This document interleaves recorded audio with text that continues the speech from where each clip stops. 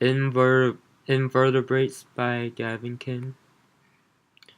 So, one of my example of cnidarians was corals. In Spanish, it's called corals. Live in warm oceans at the bottom of the ocean. Eats plankton that floats around the ocean. Characteristics are hard, soft corals, sensitive to climate change, lives 2 years to 100 of years. And for flatworms, I chose planarian, or in Spanish, planarius.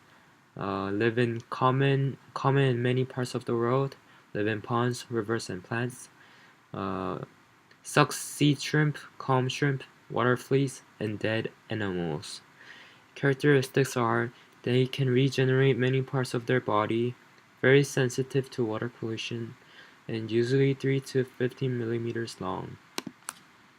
For true I chose annelid, or in Spanish, annelus. Habit lives terrestrial environments ranging from semi-arid habits to moist, common in the wetter areas. Eats algae and detritus.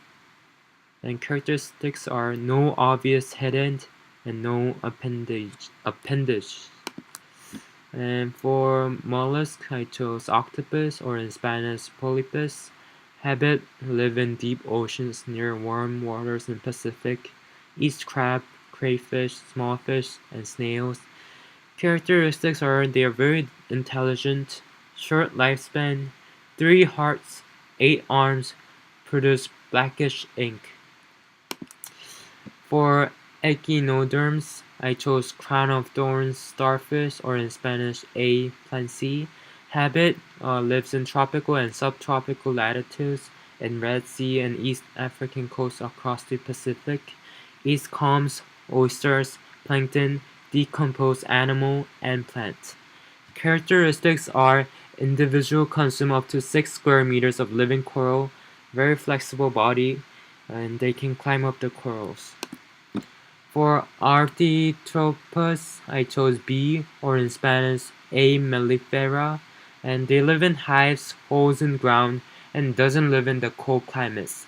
And they eat honey, nectar of plants and flowers, and pollen. Characteristics are bee needs 35 degrees to fly, and queen bee begins egg laying in mid-winter, and store nectar in second stomach. So this was my presentation.